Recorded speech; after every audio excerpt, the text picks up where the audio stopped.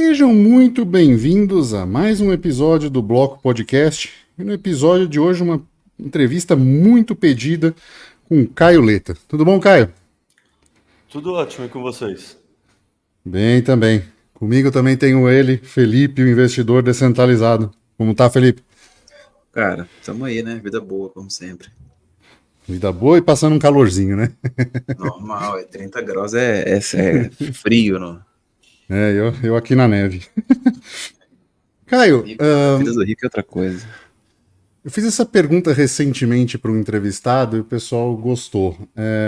Se você estivesse no ponto de ônibus e uma velhinha perguntasse o que você faz da vida e como chegou até lá, como você responderia a ela? Nossa, eu acho que eu ia travar o cérebro dela. Eu vou falar que eu trabalho com educação e pesquisa, na verdade, conteúdo e pesquisa, então, no fundo, é educação no ecossistema de inovação e Bitcoin, mas aí já fudeu, na verdade, né? Puta, eu não sei explicar para. Eu já tenho dificuldade de explicar para minha mãe, imagina para uma velhinha que eu tô pensando na minha avó, assim, difícil. Velhinha. O quê? Bom, pelo menos dá mais mineração, né? Mineração era mais difícil ainda, porque como assim você minera algo que é digital? Isso não faz sentido nenhum. Pois é. Bom, é um bom ponto para a gente começar também. Como foi essa mudança de áreas, né? Você trabalhava como head de pesquisa, enfim, na Arthur Mining, agora está indo para a BIPA, né? Para uma corretora, trabalhar diretamente com criação de conteúdo e educação, né? Como tem sido essa mudança de áreas para você? Cara, no fundo, é meio como se fosse voltar às origens, porque não sei se vocês lembram, vocês conheceram, mas antes de eu ir para a Arthur, ou mesmo junto com a Arthur e até hoje, eu tenho aquele canal que eu explico Bitcoin, né? Que é quando eu Sim. comecei a produzir conteúdo. Lá eu traduzi artigo do inglês para o português, eu escrevi artigos autorais, eu comecei a fazer podcasts por lá, e no fundo o foco sempre foi criar um hub de educação para aumentar a adoção do Bitcoin. Daí a Madu me indicou para a Arthur, fui trabalhar na Arthur, adorei, fiquei lá 1 ano e 8 meses, adoro a empresa, adoro o ecossistema, assim, mineração, bom, vocês sabem muito bem o quão Sim. encantadora é a mineração, né? Adoro tudo que eu aprendi lá. Mas, assim, a grande verdade é que, e aí talvez vocês não concordem com o que eu vou falar, mas na minha visão, e saiu até um paper recentemente que fala disso, o Bitcoin já está bastante seguro e a mineração de Bitcoin já está sendo bem adotada por grandes players, assim, seja Sim. rede elétrica do Texas, seja Duke Energy, seja petroleiras, assim, tipo, a mineração de Bitcoin já ganhou uma inércia muito grande. E ao mesmo tempo... Desculpa? Depois você manda pra gente, eu quero dar uma lida. No paper, tá? É um paper que fala que a mineração de Bitcoin, e também fala do Ethereum, fala que ambos já não correm um risco, já não é economicamente viável pensar que eles poderiam sofrer um ataque do 51. Eu não lembro o nome do análogo no Ethereum, mas basicamente a conclusão do paper é que essas redes já estão seguras. E aí, juntando isso ao fato de que, querendo ou não, assim, quem é o cliente da Arthur? Eu já saí, né? Mas a Arthur tinha até um produto que atende a maximalistas, atendem pessoas físicas com um ticket relativamente baixo, sabe? $1.200 não é um ticket baixo, mas, sei lá, antes a gente só tinha produto de 50, 100 mil dólares, $1 milhão. É um cliente muito diferente do que da pessoa física do dia a dia. Então, Claro. a linguagem é diferente, o tipo de conteúdo que você tem que gerar é diferente. Você vai falar com family office, investidor institucional, e assim, tem um grande mérito nisso, mas isso não está ajudando a adoção do plebe do dia a dia. E isso eu sentia falta. Então, quando o Kenu veio perguntar para mim, pô, a gente está pensando em criar uma área para fazer um análogo à sua no Brasil, assim, tipo uma coisa de vamos gerar conteúdo, vamos gerar pesquisa, com isso a gente divulga e cria educação para o ecossistema como um todo, indiretamente a gente está divulgando a nossa marca. Você teria interesse de tocar esse projeto? Porra, para mim, assim, foi muito... Sabe, eu adoro o Arthur. Acho que teriam pouquíssimas empresas que eu sequer escutaria a proposta, dentre elas a Bipa e a Swan. E aí, quando a Bipa chega para mim e fala, pô, a gente está com a ideia de fazer algo análogo ao que a Swan já faz, e que, no fundo, eu estava pensando internamente, pô, na verdade, isso aí eu explico Bitcoin on steroids, eu explico Bitcoin com mais recurso e mais tempo para eu poder executar minha visão de uma maneira bem feita. Tipo, no fundo, assim, eu já tinha aceitado a proposta antes dela existir, sabe? Então, para mim, foi muito essa questão de... Puta, trabalhar na Arthur era muito legal, mas eu tô realmente ajudando o Bitcoin? Eu tô realmente ajudando a adoção do Bitcoin? E a resposta sincera é que não tanto quanto eu poderia. E eu acredito que na Bipa eu vou ter muito mais recurso e muito mais foco, porque a Bipa, querendo ou não, é uma corretora que você consegue comprar Bitcoin com real. Então é uma corretora focada no varejo, não é um produto para family office, investidor institucional. Então eu acredito que vai ser muito mais, sabe, eu vou ter a possibilidade de entregar muito mais no ponto de vista adoção. E isso para mim é muito importante. Então quando eles me convidaram, assim, no fundo, eu já tinha aceito antes de saber que o convite estava, sabe, que ele existia, assim. Já era algo na tua mente pronto, que se alguém chegasse e falasse, levava essa ideia, né? Cara, Colocar...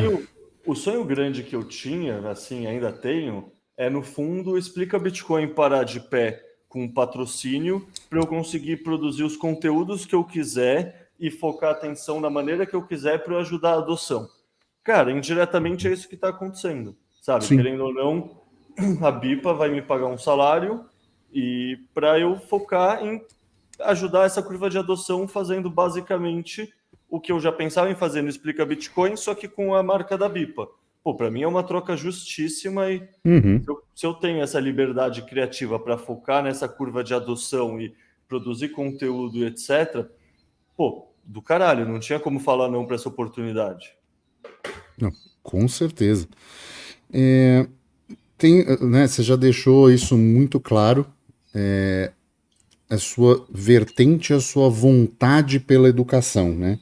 E ela não é só de hoje, porque ela vem de uma carreira acadêmica com um mestrado na Colômbia, com um doutorado na Espanha, quebrando muitas vezes limites de conhecimento, né?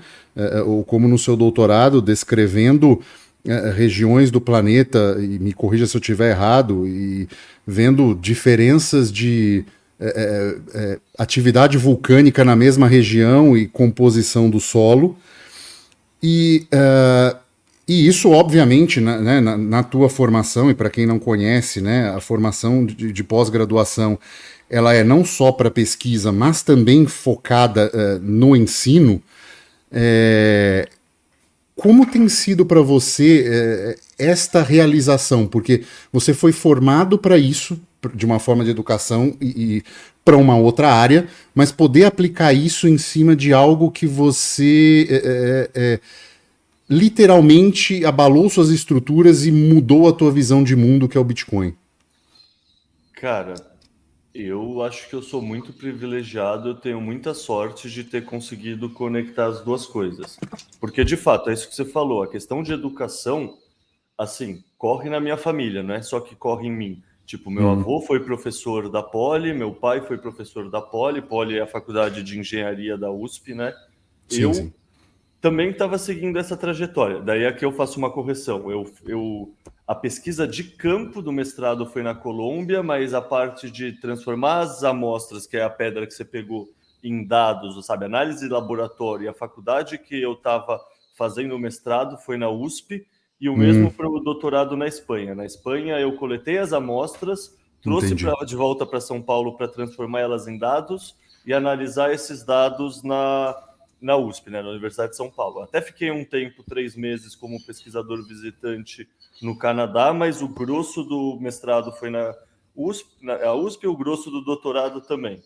Mas é isso, cara, eu sempre quis trabalhar com educação. Eu acho que tem uma coisa muito bonita em você conseguir ensinar outra pessoa e fazer outra pessoa ver com seus olhos um assunto, assim, sabe? No fundo, por exemplo, a gente pensar no nosso ecossistema. Quantas pessoas não adoram falar da maneira mais complicada possível toda a questão de multisig, custódia? E, cara, isso não vai ajudar um iniciante. O iniciante, Não. isso vai ser um atrito a mais na entrada. Então, essa questão de traduzir o complexo e deixar ele simples e acessível para uma pessoa que está aprendendo é uma coisa que eu sempre gostei. Eu sempre gostei de divulgação científica, sabe? Desde quando eu entrei na geologia, eu já lia livros de divulgação científica, eu sempre gostei desse tipo de linguagem. Então, assim, poder atuar usando esse racional para traduzir e simplificar um ecossistema tão complexo quanto o Bitcoin e poder ter uma possibilidade de ajudar na curva da adoção, cara, para mim foi como ganhar na loteria, assim, sendo bem sincero. Se eu tivesse entrado no Bitcoin em 2012, 2013, não em 2020 como eu entrei, e eu tivesse Bitcoins o suficiente para poder fazer o que eu quisesse fazer na minha vida, eu acho que eu faria meio que a mesma coisa. Talvez não seria 8 horas de trabalho, seriam 6, porque eu teria mais tempo para fazer atividade física para ir surfar. Mas, assim, o escopo do que eu estaria fazendo é exatamente o que eu já estou fazendo, sabe? Eu acho que eu tenho muita sorte nesse sentido. Pô, legal. Me chamou uma. Você falou um negócio agora que me lembrou na cabeça. Assim, você é bastante regrado no Twitter, principalmente, mostrando a sua jornada de atividade física quase diariamente. Isso já parece ser uma parte incorporada da sua vida e uma demanda desse movimento. Como é isso para você, assim, desde quando você começou em esportes e essa necessidade que você tem, né? Não parece só uma disciplina, parece mais uma necessidade também de estar em movimento.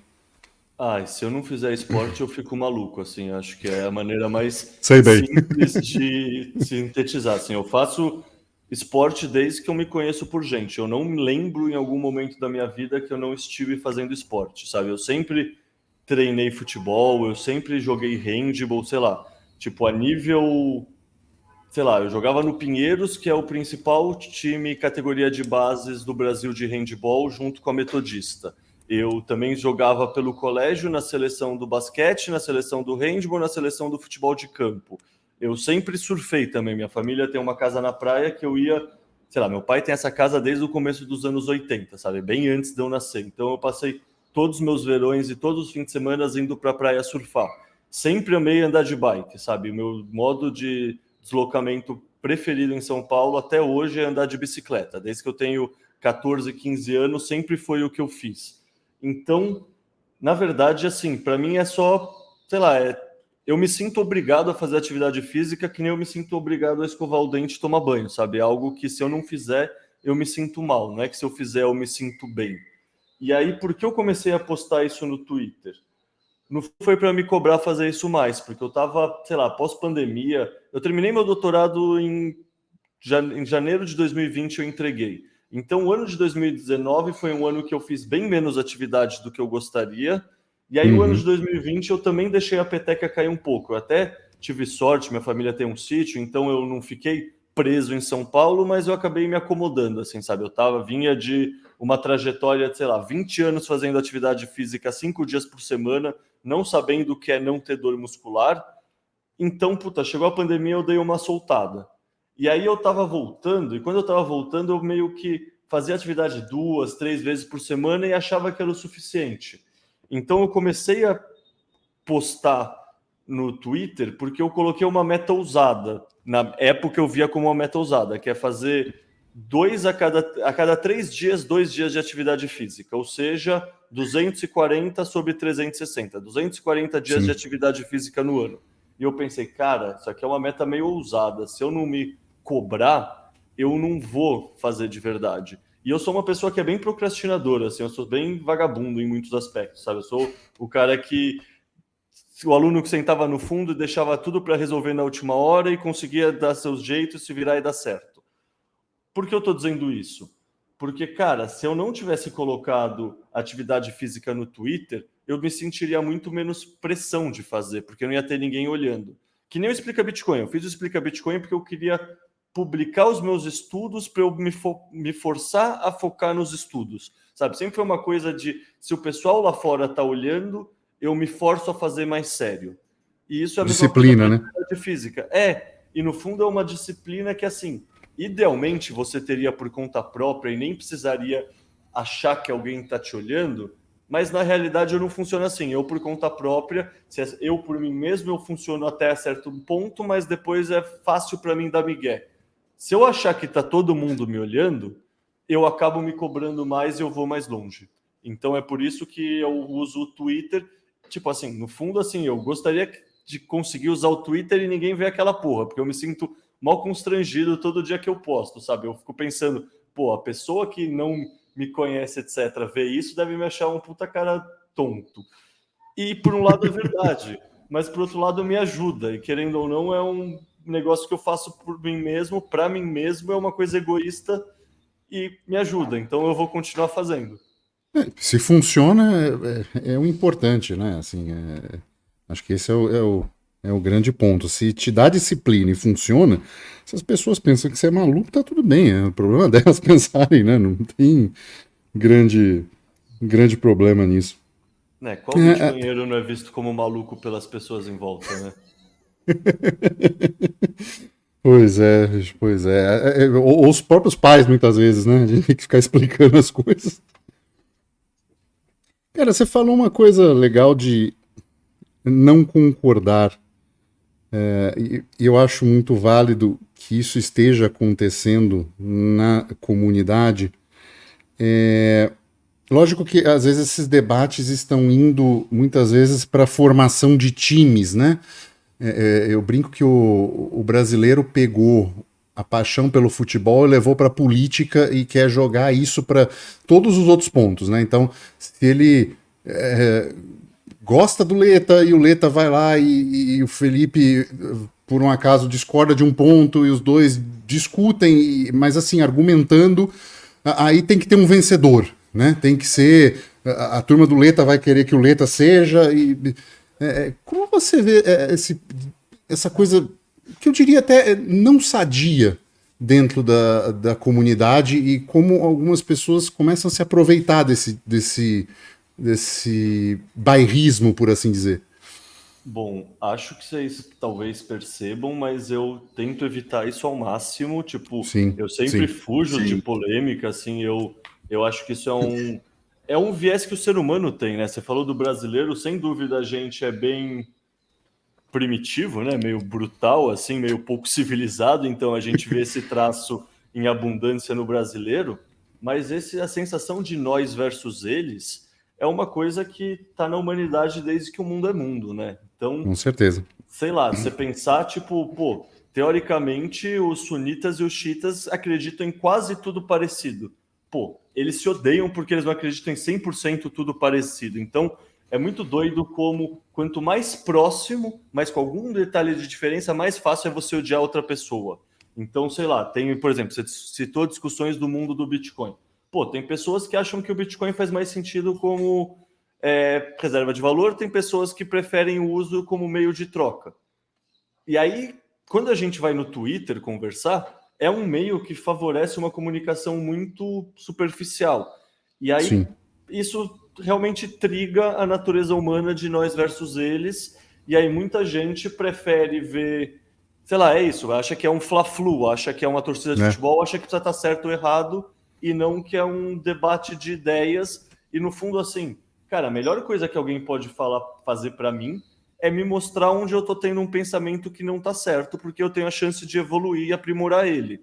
No fundo, é aquela coisa bem tese, antítese, síntese, né? Você não tem... Sim. Sabe, você tem um modelo fechado, você não consegue evoluir, você não consegue... Sabe, é que assim, no fundo, o que a gente aprendeu sobre ciência na pandemia está tudo errado, que é o tal do confie na ciência. A ciência é a desconfiança, a ciência é o don't trust, verify.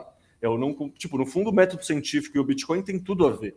E é isso, tipo, você não pode confiar em si mesmo, você não pode confiar no conhecimento que você tem que ter a cabeça aberta para incorporar novas informações. E se as informações que você incorporar fizerem você refletir, repensar nas suas premissas e mudar alguma coisa, pô, isso é bom pra caralho, isso não é ruim, isso significa que você tá evoluindo. Tipo, a pior coisa que eu acho que poderia acontecer comigo é eu ter o mesmo pensamento que eu tinha 1 ano atrás. Mostra que eu perdi 1 ano da minha vida e não evolui em nada. Pô, cara, Profundaço. deixa eu perguntar. Você já tocou num ponto que eu já queria te perguntar, né? Que era a parte da usar Bitcoin como moeda ou reserva de valor. A gente, vou chegar lá, não vamos falar disso agora.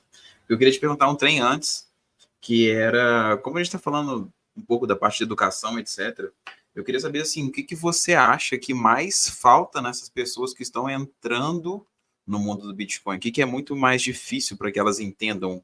Ou, às vezes, o que que você acha que tem, sei lá, que você precisa demorar mais tempo explicando para que elas aprendam? Ah, essa pergunta é difícil porque não existe uma pessoa, né? Existem várias pessoas com conhecimentos muito heterogêneos. Tem pessoa que já entende que existe inflação de ativo, já é libertária, e aí é um caminho de educação. Tem pessoa que não entende nada e chegou pelo number go up. É outro caminho de educação. No fundo, assim, sei lá, pensa numa montanha. Tem diversos caminhos para chegar até o topo, não tem um caminho que é certo, tem rotas diferentes que fazem sentido para pessoas diferentes. Então, quando eu vou começar a explicar para alguém, a primeira coisa que eu faço é fazer muita pergunta, para justamente entender o que, que a pessoa entende, o que, que a pessoa não entende e quais são as dores dela. Porque isso é uma coisa que eu aprendi no mundo do empreendedorismo, que é, cara, você precisa entender qual é a dor da pessoa. Você não tem como resolver um problema sem entender qual é esse problema. O Bitcoin resolve problemas, mas se a pessoa não entende qual é a dor dela, qual é a dor do sistema financeiro tradicional, ela não vai querer saber do Bitcoin, porque ela só vai ver como algo complexo que não vai facilitar nada na vida dela. Então, para mim, o primeiro passo não é tentar explicar, o primeiro passo é tentar entender a trajetória da pessoa para daí entender como explicar. O que é muito difícil porque a maioria das pessoas quer uma coisa empacotada e rápida. Quando alguém quer algo empacotado e rápido, daí eu tenho o meu, sei lá, meu caminho que é o mais simples de todos, que é falar que o Bitcoin é um dinheiro justo.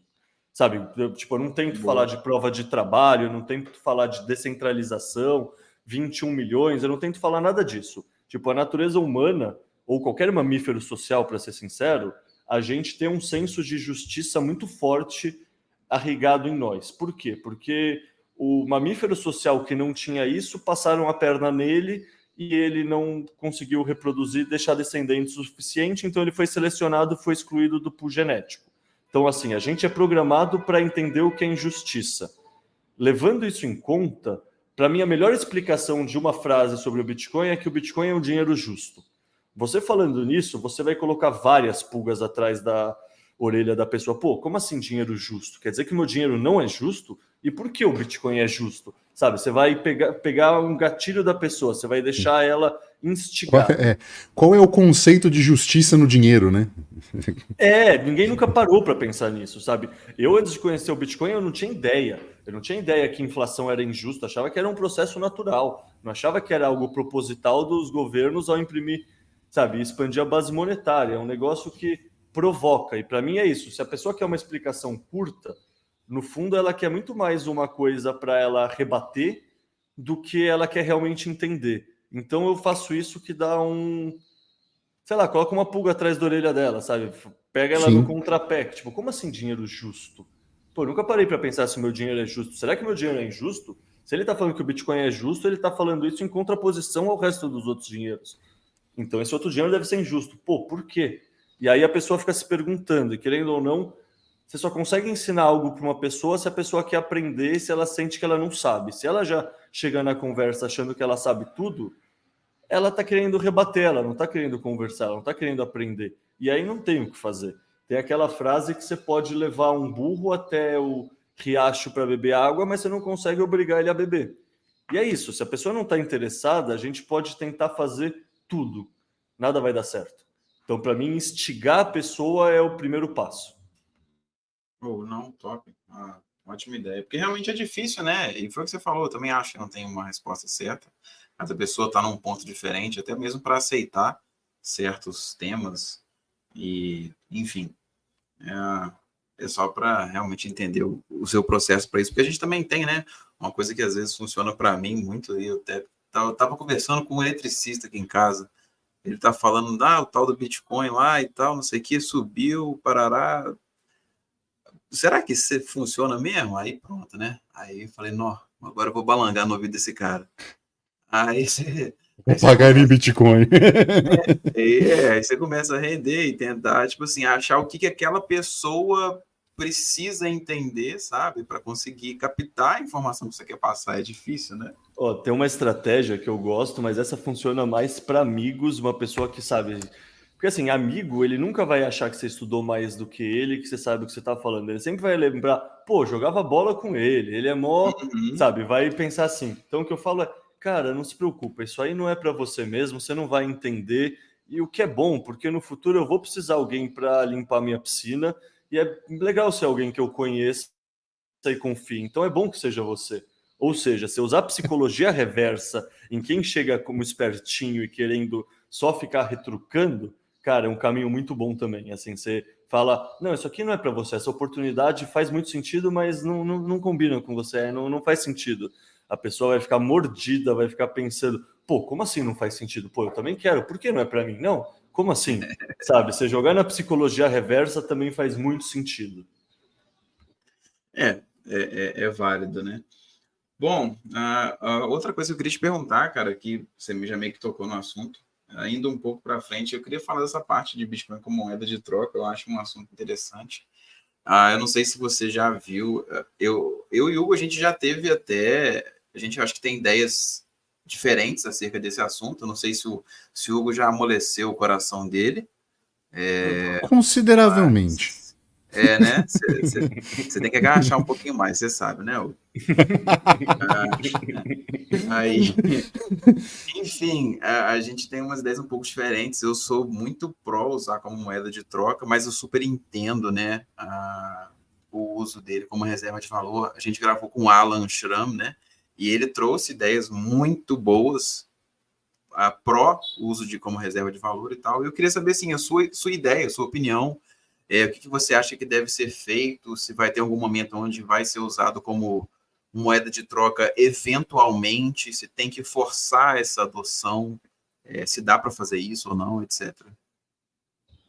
É, bom, eu acho que eu tenho uma visão próxima do Alan, pelo que você contextualizou. Assim, eu acho que, sei lá, eu concordo com aquele conceito de curva de adoção que você começa como colecionável, beleza, depois vira reserva de valor. Quando muitas pessoas adotam como reserva de valor, daí que um bem monetário começa a se tornar um meio de troca, e só no final ele vira a unidade de conta, né? Tipo, você vai, tipo, isso aqui custa sei lá quantos satoshis, não, isso aqui custa sei lá quantos reais ou euros.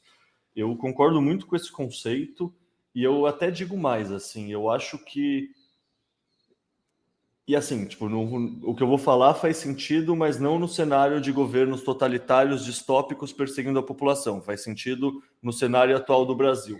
Por mais que o Pix você possa ser censurado, você possa sofrer um plano Collor individualizado, a verdade é que a grande maioria das pessoas consegue usar o Pix, consegue usar dinheiro, antes conseguia usar TED no dia a dia, e não tinha uma dor tão grande em relação a meio de troca.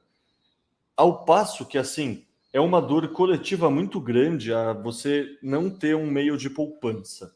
Então, para mim, assim, é muito mais importante, pelo menos atualmente, e pelo menos em países que não são, sei lá, talvez Argentina, talvez países da África, que tem um controle de capitais muito mais forte, para mim é muito mais importante esse caso de uso de reserva de valor. E para mim, isso que faz eu ser maximalista. Ou seja, por exemplo, eu sei que você gosta da Monero. Eu não tenho nada contra alguém usar Monero no dia a dia para gastar. Para mim, isso tá, sabe, tipo, porque assim, dinheiro tem duas funções principais: ou você guarda ou você usa. Para usar, no fundo, eu sou totalmente agnóstico, sabe? Tipo, você prefere usar, sei lá, X do que Y, cara, seja feliz. Eu acho que as pessoas precisam ter uma boa reserva de valor para quando ela quiser usar, essa reserva de valor não ter sido depreciada frente à inflação e o poder de compra dessa pessoa ter sido preservado.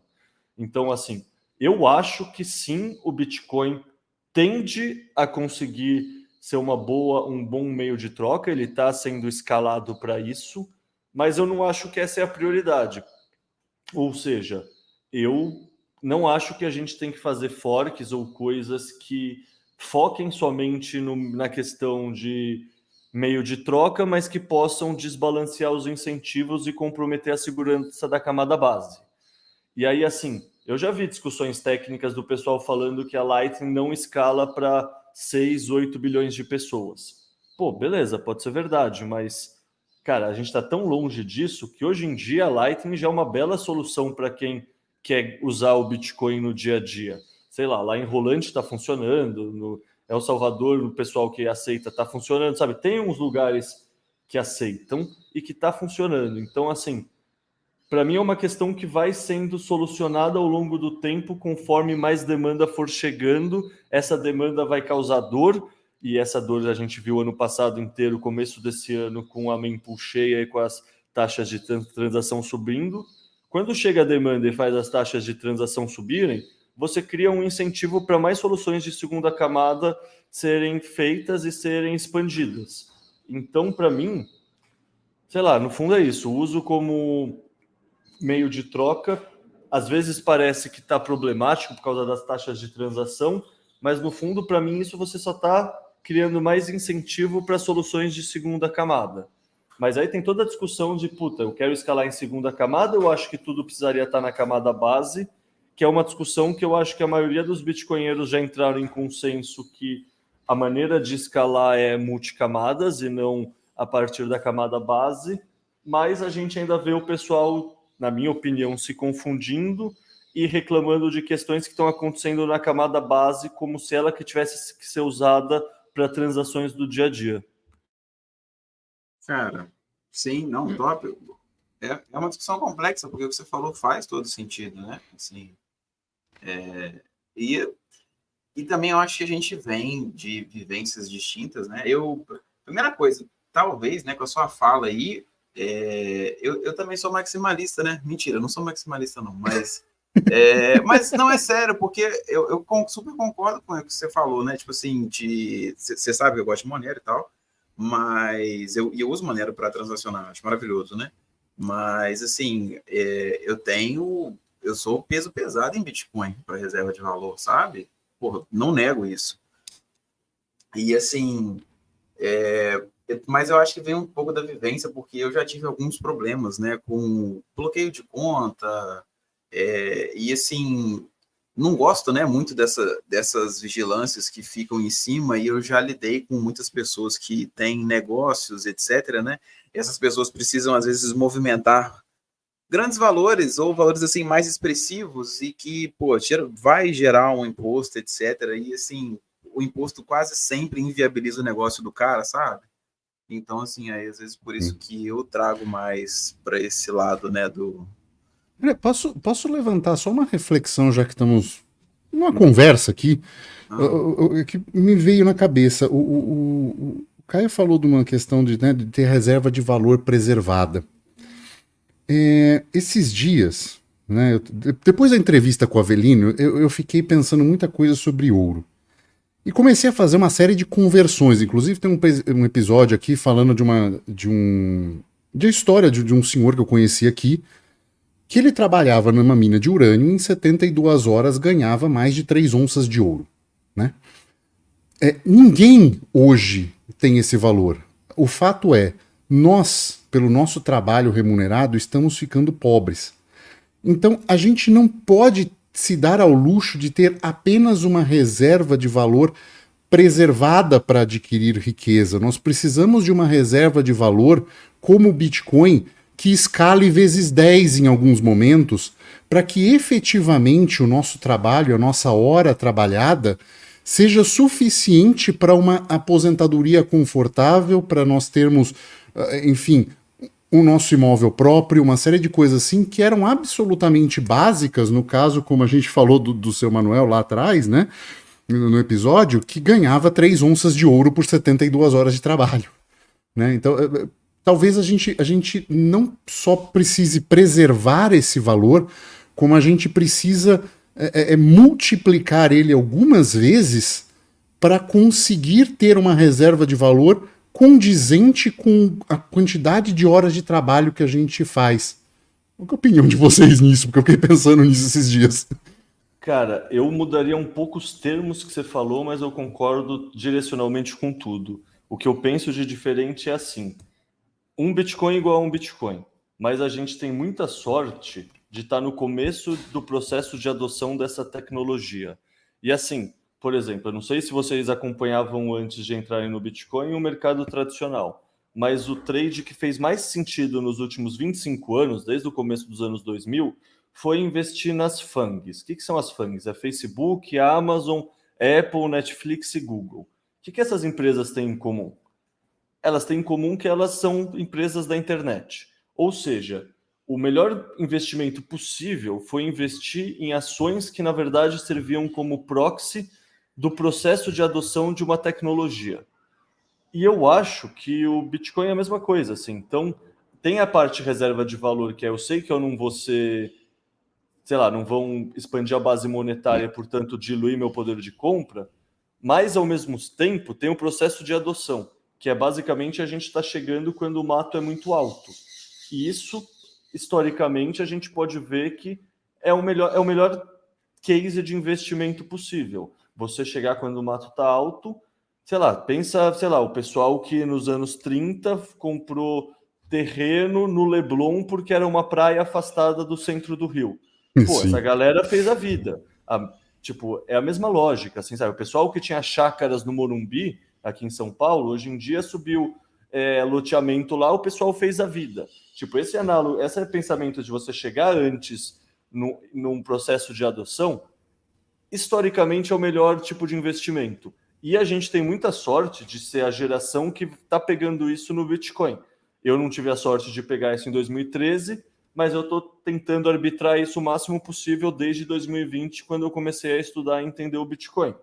Então, assim, concordo 100% com você. É o melhor dos mundos, você ter uma reserva de valor que é incensurável, te protege do governo e que não é diluída, e ao mesmo tempo ela está no começo do processo de adoção, então ela ainda aumenta exponencialmente seu poder de compra. Tipo, a gente está no melhor cenário possível, eu acho que é por isso que todo mundo que começa a estudar vai se tornando cada vez mais bitcoinheiro, e mesmo o Felipe falando que não é maximalista, no fundo, sei lá, vou chutar aqui, imagino que você tenha mais de 80% do seu patrimônio como reserva de valor em Bitcoin. Então, para mim, você é maximalista que faz trade com o resto e tá tudo certo, sabe? Tipo, é que nem, sei lá, quando eu investia na Bolsa de Valores, eu seguia a estratégia que o Barsi e a filha dele falam bastante, que é assim, cara, 80% tem que estar em segurança, 20% você aloca em oportunidade.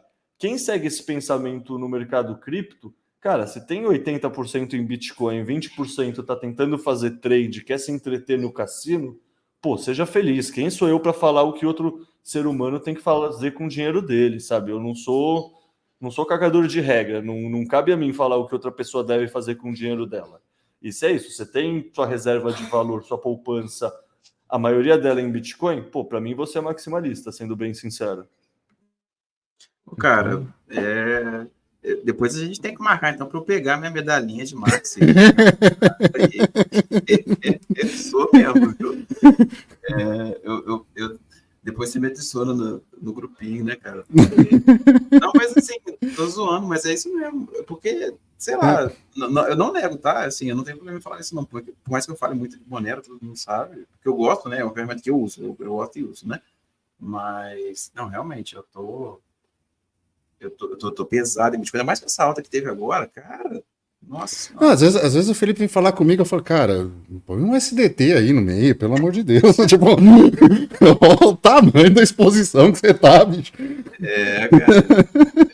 Mas essa é uma das coisas, né? Essa questão de denominação, né? Ser maximalista, tal. A gente costuma dizer que é maximalista do indivíduo, né? A gente gosta de colocar uma série de ferramentas para ele, falar, olha, a gente prefere isso aqui, mas tem isso, tem aquilo, isso aqui é risco, isso aqui é pró, é contra, né? E levando aquele gancho lá do começo que você falou de ensino e levar para as pessoas o básico, né, e não ficar falando de multisigs e uma série de coisas assim, acho que isso linka uma das coisas que a gente fala do Monero e gosta, que é justamente a facilidade em ter a privacidade, que ela não é tão simples no Bitcoin. É lógico que a maioria das pessoas nem necessariamente precisa dessa privacidade toda, mas algumas querem ter. Como você vê o ensino dessa privacidade no Bitcoin, mostrando que isso não é por padrão? Eu vejo muito mais, a minha percepção pessoal, cara, você quer privacidade por padrão, você tá com pressa, você quer pagar pouco, tá aqui, ó, chave privada, chave pública, uma chave privada para você de Monero e transaciona. Como você explica isso no Bitcoin? Porque é mais complexo, né? Não é tão fácil. Cara, eu concordo com você no ponto de que a maioria das pessoas não se importa com isso. E eu digo isso porque, assim, tem muita gente boa que tenta ensinar sobre privacidade para as pessoas. Tipo, tem o Coreia, tem o Emídio, sabe? Tem muita gente boa que faz isso. E assim, sei lá, eu já gravei alguns podcasts com Coreia. Pô, eles não são os podcasts mais procurados, minimamente. Por quê?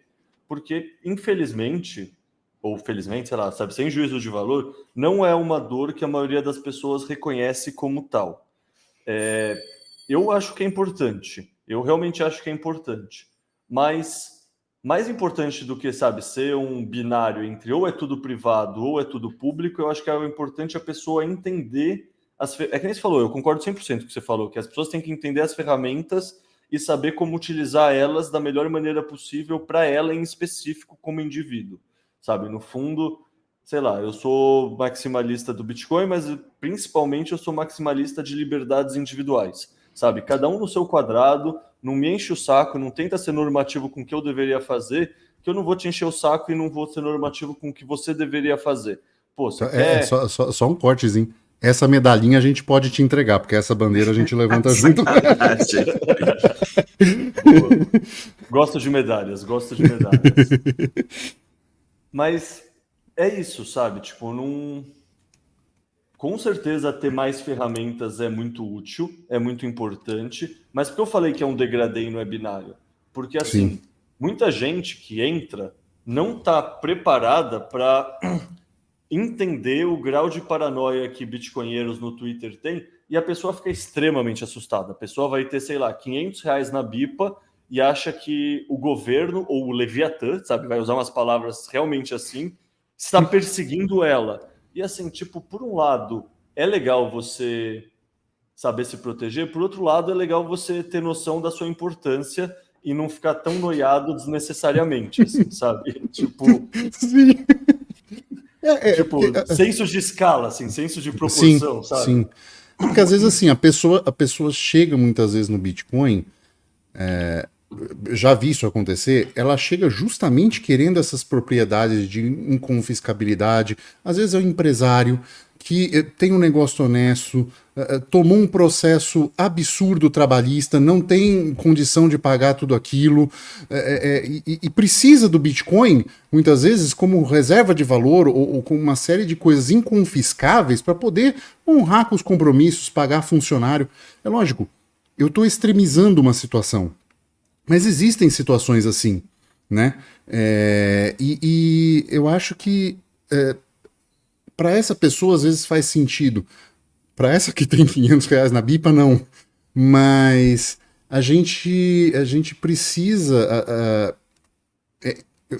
eu penso que a gente precisava ensinar também em camadas, né? Às vezes a pessoa chega e pergunta, como é que eu faço para comprar Bitcoin, não sei o quê? Ué, compre e deixa na corretora. Ah, mas não é seguro. Ué, não. Você está preocupado com segurança? Então seu aporte é maior, né? Não, meu aporte... Então, aí você coloca uma outra camada. Porque o desconforto daquele dinheiro dentro da telinha, aumentando com o tempo, com a valorização que o Bitcoin vem, né? Com o aumento de preço que ele vem, eu acho que gera o desconforto do indivíduo querer proteger aquilo melhor. Você vê isso também? Sem dúvida, e eu vou até falar uma coisa que muita gente não vai concordar, mas que eu acho que faz sentido. cara, deixar o Bitcoin na corretora é mais seguro para 90% das pessoas. Tipo, a maioria das Sim. pessoas não é competente tecnicamente o suficiente para fazer uma boa custódia. E aí, tipo, começa deixando na corretora e estuda, sabe? Tipo, dá um passo de cada vez, sabe? Tipo, sei lá, é que nem andar de bicicleta. Você não tá descendo uma ladeira a 40 km por hora antes de ter pedalado a 10 km por hora com rodinha, depois ter tirado a rodinha, ter caído algumas vezes. Tipo, você vai evoluindo com o tempo. E no Bitcoin eu acho que é a mesma coisa, sabe? Tipo, é isso. Por exemplo, a discussão de privacidade. Eu acho muito importante. Mas o que é privacidade? É você falar que você não tem nada? Talvez, mas pô, e se você quer comprar um carro no futuro? Você quer comprar uma casa? Você precisa conseguir justificar a origem desse dinheiro. Então, Sim. talvez privacidade não seja você não ter nada com KYC. Talvez seja você ter dois lugares diferentes. Um pouco de Bitcoin com KYC, que te permita comprar coisas enquanto o sistema tradicional ainda existe, enquanto você ainda precisa registrar coisas em cartório, enquanto você ainda precisa declarar imposto de renda, e uma outra parte do seu stack está fora do sistema, ninguém sabe que você tem, você pode ver ele como um, sei lá, um salva-vidas, um barco salva-vidas, um seguro para eventualidades, e isso pode estar 100% privado. Ou seja, é o que você falou no começo, eu acho que o mais importante são as pessoas entenderem as ferramentas e saberem quando usar cada uma delas. Cara, isso aí é uma ideia interessante. E assim, eu até trago, eu gosto de falar um pouco disso, porque, né, eu tenho curso de privacidade e elisão fiscal e coisas desse tipo.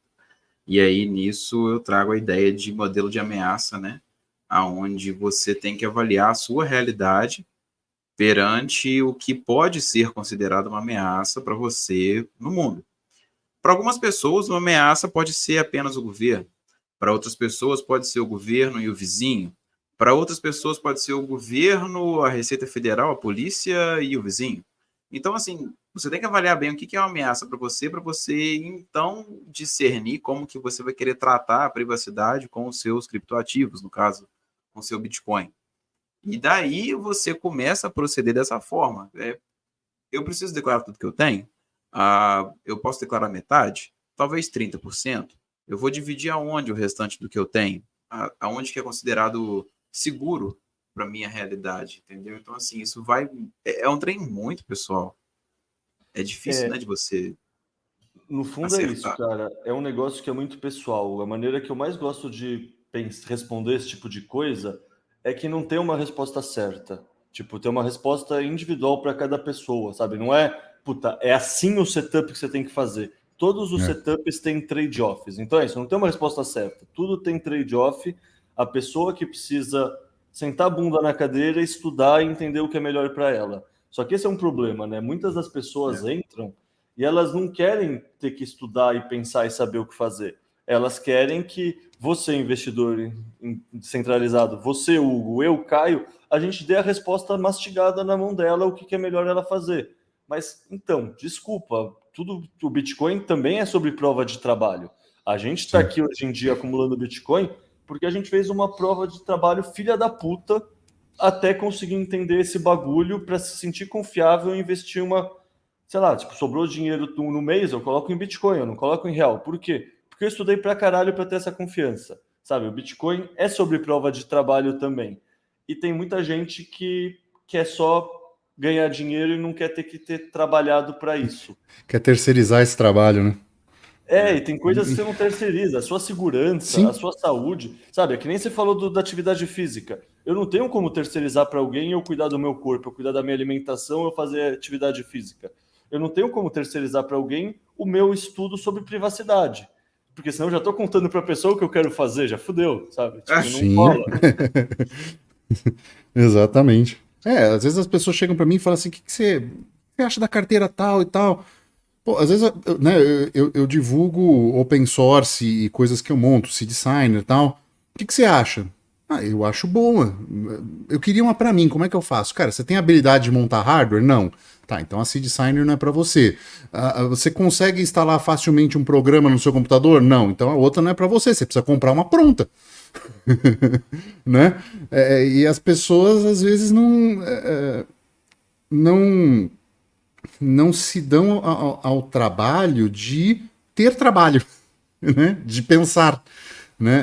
Eu brinco que às vezes parte do nosso curso e parte da minha área, né, porque eu venho do fitness, venho da educação, né, de aula em especialização e tudo, de chegar pro cara e falar assim, meu trabalho aqui é te ensinar a pensar, né, porque você não tá fazendo isso, né, e aí você tem que ir em caso, olhar, tá, isso aqui é um problema para você, né, e às vezes é uma conversa, quais os riscos jurídicos que você está envolvido?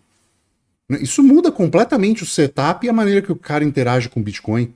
Porque uma coisa é, não tenho nenhum risco jurídico. Tá, você pode ir desde o ETF, né, acessar ETFs, seja no Brasil, acho que tem um que tem exposição ao Bitcoin, tem nos Estados Unidos. Aí o cara, não, eu sou, sei lá, procurado pela polícia. Não, então, cara, é uma outra forma de adquirir, é uma outra forma de fazer tudo o seu setup, né? Então, eu acho que esse trabalho educacional nosso é trazer pessoas e conscientizar pessoas que os problemas delas são individuais, né? E as soluções vão ser também, né? Exatamente, né? Tipo, as pessoas querem uma receita do bolo, mas não existe. Cada pessoa tem uma trajetória, tem uma história e uma solução diferente vai se adequar a ela. Pois é. Bom, Ah, quer falar uma? não, era só uma pergunta assim, básica mesmo, porque tem a ver com essa parte ah, de ensino, etc. Eu achei interessante, eu queria saber, Caio, em relação ao que você vai fazer agora na BIPA e tal, você pretende focar em que tipo de produção de conteúdo, que tipo de ensino? Tipo assim, é o basicão do basicão? Você vai aprofundar, às vezes, em coisas mais técnicas ou não? Ensinar o pessoal a usar a Sei que vai plataforma? ter podcast. Vão ter linhas editoriais diferentes, sim, tipo, o foco principal acho que vai ser podcast, porque assim, isso é uma vivência que eu tenho desde o Explica Bitcoin, que você publicar um texto tem muito menos alcance do que você produzir um vídeo. Então a gente está pensando atualmente em 4 ou 5 linhas editoriais diferentes para podcasts. A primeira, eu acho que vai ser lançado essa sexta, o primeiro episódio. É bem parecido com um podcast que eu já fazia no Explica Bitcoin e que eu fiz um tempo com as meninas da área Bitcoin lá no Antipodcast, que é basicamente um estudo mais aprofundado de um tema específico. O primeiro episódio, por exemplo, vai ser com o Davi Lawan, que é um cara que manja muito da parte mais institucional do Bitcoin. Ele trabalhou na Hashdex, na Bitwise, hoje em dia ele está na Falcon X. Então ele é um cara muito bom para conversar sobre ETFs. Pô, porque eu vou conversar sobre adoção em El Salvador com ele se eu posso aprofundar pra caramba o tema ETFs com ele? Então, essa é uma linha que sempre vão pegar convidados específicos para aprofundar temas específicos. Vai ter outra linha bem topo de funil, assim, explicando o básico do básico do básico, sabe? Quando aquele seu amigo perguntar, pô, me manda uma playlist aí para eu saber só como comprar, não quero complicação, não quero wallet, não quero nada, como eu faço? Tipo, essa vai ser uma playlist que começa, sabe? Primeiro, beleza, primeiro vídeo vai ser falando sobre o que é dinheiro, mas o segundo já é como comprar, sabe? O terceiro, sabe? São coisas bem práticas e com tutoriaizinhos simples, compartilhando a tela para ficar bem simples da pessoa saber fazer. Porque isso é uma coisa que a gente peca muito, né, com o sistema. Tipo, a pessoa vem perguntar como eu faço, a gente já pergunta se ela vai querer instalar a Blue Wallet, ou se ela vai ter uma Sparrow no celular, ou se ela vai no computador, ou se ela vai fazer multisig, sabe? Não, Eu tenho o Tails para fazer o pendrive do Tails, né? Exato. Então, assim, a gente peca muito em não produzir conteúdos acessíveis para o pessoal que está entrando. Outra linha que eu quero fazer é leitura de artigos clássicos. E aí, para isso, eu quero pesquisar, ainda não tive tempo, mas eu vou pesquisar se eu acho inteligências artificiais boas o bastantes que não causem estranheza quando elas estão lendo o artigo. Porque a gente consegue ganhar escala, sabe? Se eu tiver que ler cada artigo, pô, eu moro numa rua que tem uma pizzaria do outro lado. Toda hora passa a porra de um motoboy acelerando e zoando o escapamento, vai, sabe? Tipo, não ganha escala se uma pessoa precisar narrar. Se tiver uma inteligência artificial que consegue narrar, você ganha escala. E querendo ou não, a BIP é uma startup que eu sou o funcionário 13 lá. Ou seja, a gente não tem mãos para fazer muitas coisas, sabe? Quanto mais a gente otimizar recursos, melhor. Daí eu também quero fazer uma linha que vai ser tipo uma síntese semanal, sabe? Eu não sei se vocês chegavam a acompanhar um ano e pouco atrás que eu tinha um podcast com o João Grilo no canal dele, que era o Botecoin.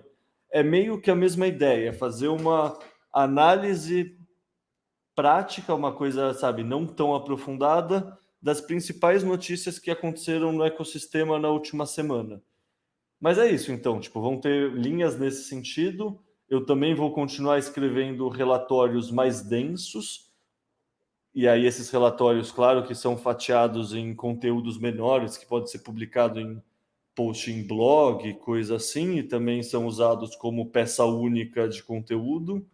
No fundo, atualmente, esse é o plano macro, mas, sei lá, obviamente Spaces também, é evento presencial, a BIPA tem uma série de eventos que a gente começou a fazer, acho que a gente está na 3ª ou 4ª edição, que é o BIPA Talks, tipo, eu já participei de um com o Kenu lá no WeWork, acho que foi de fevereiro, daí ou janeiro, daí o de março, o de março, o final de fevereiro foi sobre o Noster, daí já foi na Casa 21, eu participei e toquei com o Vitor Stabile. Então, assim, vão ter várias frentes diferentes, mas, sem dúvida, o foco principal é YouTube/Spotify, porque é onde a gente consegue impactar mais pessoas, basicamente. Legal. Cara, show de bola. Show, então, ótimo. Bom, estamos caminhando para o final, momento que o Felipe sempre traz uma notícia do mundo Fiat para a gente dar um comentado à notícia desses últimos dias. O que você trouxe para a gente, Felipe? Cara, aproveitando que a gente falou, né, de educação e etc., a situação daquele cara brasileiro, por sinal, né, que perdeu 850 mil reais porque ele baixou uma Electrum falsa na App Store, no iPhone. Ele baixou uma tal de Electrum Secure Wallet que botaram lá, já, tipo assim, com essa ideia mesmo, né, de roubar o cara. É complicado, cara. O cara caiu num phishing, eu diria. E passa, né? Passa, cara, passa. E aí ele foi, botou a seed dele lá. Enfim, perdeu 850 mil. Nossa, eu lembro de uma briga que foi por um cliente Noster entrar no Damos, acho que é Damos no Apple e tal, foi um monte de burocracia. Como é que passa essas carteiras, cara? Sabe? Passa, pega, e aí fala, foi um erro. Aí vocês põem um monte de burocracia e erra para fazer um negócio desse. Isso é complicado, porque, igual já aconteceu comigo, a pessoa que cai numa parada dessa, é aquela pessoa que depois sai falando na rua assim, não, eu perdi maior dinheiro nesse tal de Bitcoin. Né? Tipo assim, a pessoa ela não sabe que a culpa foi dela. Ela acha que o problema é do Bitcoin. Então... É que nem pessoa que perde os Bitcoins na FTX acha que a culpa é do Bitcoin, né? Tipo, isso. No fundo, assim, Sim. Existem boas práticas e beleza, talvez essa pessoa deu muito azar, não acessou as informações certas e sem dúvida a Apple Store, sei lá, poderia fazer um trabalho menor, vamos falar de uma maneira bem eufemística, né? Mas Sim. a verdade é que, sei lá, eu acho que tem algumas sabedorias que não é à toa que elas são mantras, sabe? Not your keys, not your coins é uma delas, mas nesse caso em específico, uma coisa que eu aprendi no começo, eu acho que é muito relevante, teria salvado esse cara, é assim, você nunca vai digitar as suas seeds em nada digital. As suas seeds você vai escrever no papel com uma caneta e só. Você nunca vai colocar ela em nenhum meio digital. Tipo, essa é uma heurística que me ensinaram no começo, sabe? Uma regrinha de bolso que, assim, eu não teria caído nisso. É porque eu sei detectar que a wallet é falsa ou verdadeira? Não. É porque eu sou um cara muito avançado em TI? Porra, minimamente. Eu fiz geologia, graduação, mestrado e doutorado. Eu gosto de fazer trabalho de campo, eu gosto de fazer trilha. Tipo, eu tô no Bitcoin apesar da tecnologia, não por causa dela. Mas é isso, você tendo algumas regras de bolso, você se protege de tanta coisa. E eu acho que uma das regras de bolso mais óbvias e principais desde sempre é essa: você nunca coloca as suas seeds, que são as suas 12 ou 24 palavras, em nenhum meio digital, sabe? Eu acho que é esse mantra, sei lá, talvez a gente tenha que aumentar ainda mais ele, sabe? Acho que talvez a conclusão dessa notícia é, pô, talvez a gente tenha que falar de novo e de novo e de novo essas mesmas lições iniciais, porque é isso, se ele simplesmente não tivesse confiado e não tivesse colocado as chaves dele no meio digital, ele tivesse aprendido a usar Electrum ou a Sparrow via AirGap, nada disso tinha acontecido e ele estava tranquilão com o dinheiro dele. Pois é. Pois é. Volta na educação de base, né? Caio, quero te agradecer muito pelo seu tempo, por essa entrevista. Vai estar aqui na descrição, né? O YouTube do Explica Bitcoin, o seu contato de Twitter. Quer deixar mais algum? Tá. Ou está bom? Não, só isso mesmo, tá ótimo. Beleza, então. Então, vamos chegando ao final de mais um episódio. Quem gostou, por favor, deixe 5 estrelinhas ou deixe o like no YouTube, se tiver no canal do Crypto TV nos ouvindo. Se gostou muito e ainda quiser mandar uns satoshinhos, é só enviar para quinteiro@zebedi.gg, ou se tiver no Fontaine, é só dar um boost no episódio e você já ganhou também alguns satoshis, provavelmente, para ouvir esse episódio, tá bom? E é isso. Ficamos por aqui e tchau.